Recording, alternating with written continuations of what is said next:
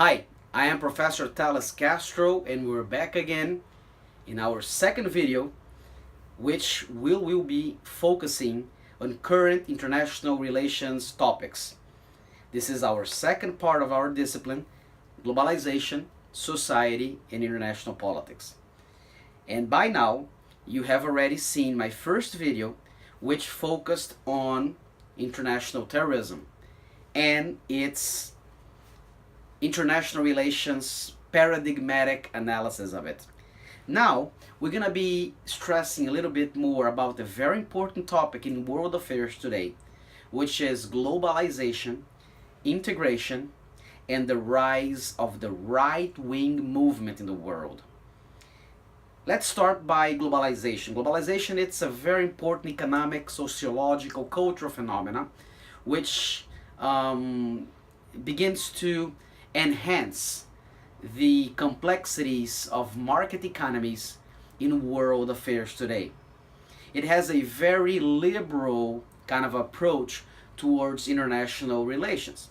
Globalization is a very strong, it's a powerful force that drives individuals to increase consuming parameters and also to approximate individuals all over the world to Western views and Western paradigmatic styles. This is what globalization is all about. Attached to that, we would like to comment a little bit more about integration phenomena.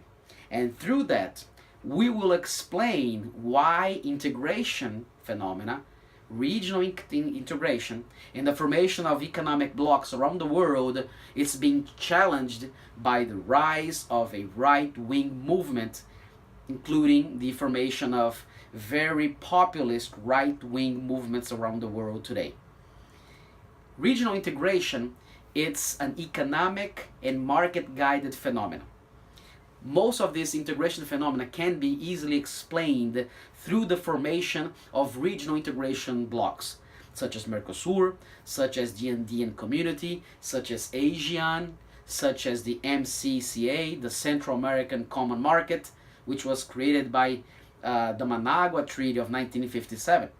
These regional integration blocs, they all have the European Union, or better, before that, the European Common Market as a basic paradigm.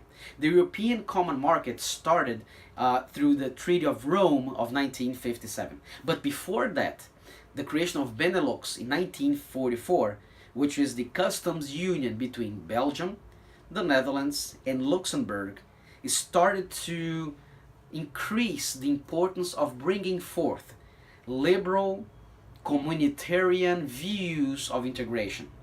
The Rome Treaty of 1957 was profoundly influenced by the formation of the European Common Market and the establishment of the SECA. The SECA was established back in 1952, the so-called Schuman-Monet Plan for the integration of Europe in the long run.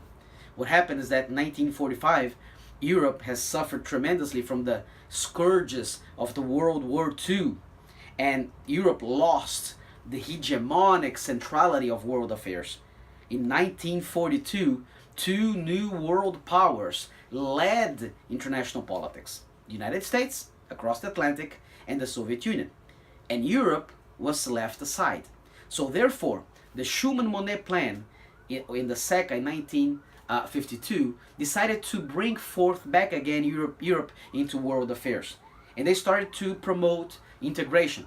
The Rome Treaty of 1957 created the framework for a common market gradually being established by 6 members: Italy, Western Germany, Benelux, Belgium, Luxembourg and the Netherlands, and France.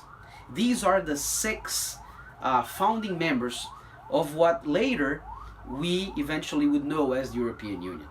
So from 1957 until 2018, a lot of treaties have been fomenting and developing the notion of integration, including the Single European Act of 1985, the Maastricht Treaty of 1992, the Amsterdam Treaty of 1997, the Nice Treaty of 2001, And lastly, but not finally, definitely, the Lisbon Treaty of December 2007.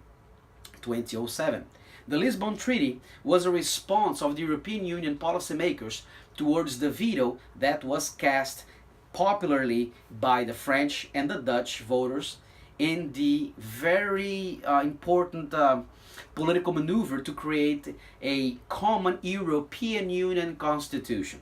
So the Lisbon Treaty is a response to that. So this gradualism and this structured movement of several treaties brought forth what we call today the acquis communautaire, the so-called composition of communitarian views of the European Union under very liberal Kantian kind of a perspective. The Brexit of June 2016 was a great surprise to all 28 European Union members. In fact, the negotiations started right afterwards under the Conservative Party of Theresa May, the Prime Minister nowadays of the United Kingdom, and that will be carrying forward until the end of 2020. So it's a long, delicate, complex process. How can Brexit be explained? Well, most of the voters that were in favor of the UK leaving the European Union, they were from smaller cities which did not feel exactly the impacts of globalization. In fact, they were quite afraid of the globalization phenomena. So they tried to have a more conservative, more locally based kind of a response to these global trends. I see that in conjunction to that, the rising movement of the right-wing movement in Europe and all in the world has also been a very well-defined answer that explains Brexit. In that same year, other right-wing movement leaders, some of which populist leaders, became elected, and now in 2018 we see continuously the rise of the right-wing process and the right-wing parties all over the world. So Brexit, it is a very strong and important phenomena. We need to keep an eye on it because other Brexits can occur, because definitely we are seeing a movement that is valuing much more the localism rather than the globalism. And we're seeing people and communities that are starting to get together to defend their own political perspectives against globalization. We see a growing movement against globalization in various parts of the world. We see right-wing populist movements that represent a anxiety of response of these populations, and that indeed is a great challenge to understand international relations. Keep an eye on these issues. They certainly are very important, and we will be commenting a little bit deeper into them in the next video. Thank you very much.